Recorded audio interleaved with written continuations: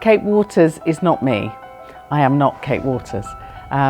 She is she has parts of lots of different journalists who I have met and worked with over the years. I've been everywhere that Kate is. I have knocked on strangers' doors, I have done interviews, I have taken interviewees to hotels, so I have the experience that she has, but I've used character traits from other people to make her more interesting. I was a journalist for a long time and I met many different people.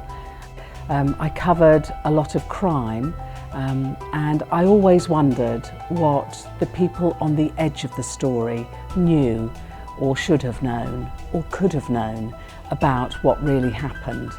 So the idea was cooking in my head for a long time. In court, every detail is spelled out.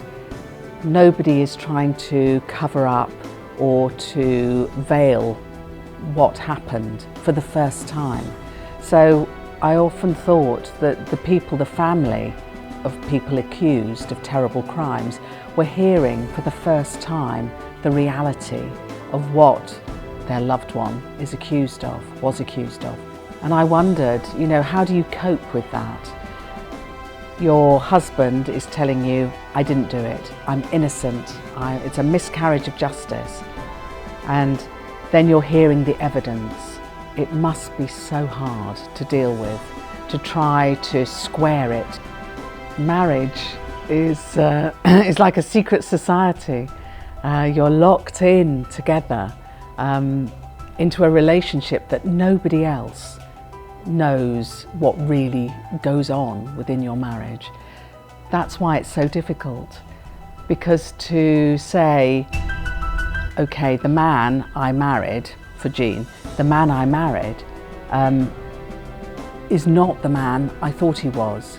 But if I admit that, then everything I know is destroyed. It's a very hard decision, very hard. I didn't choose the case because of Madeleine McCann. I did cover that story. I chose the crime of taking a child because it is something that speaks to everybody.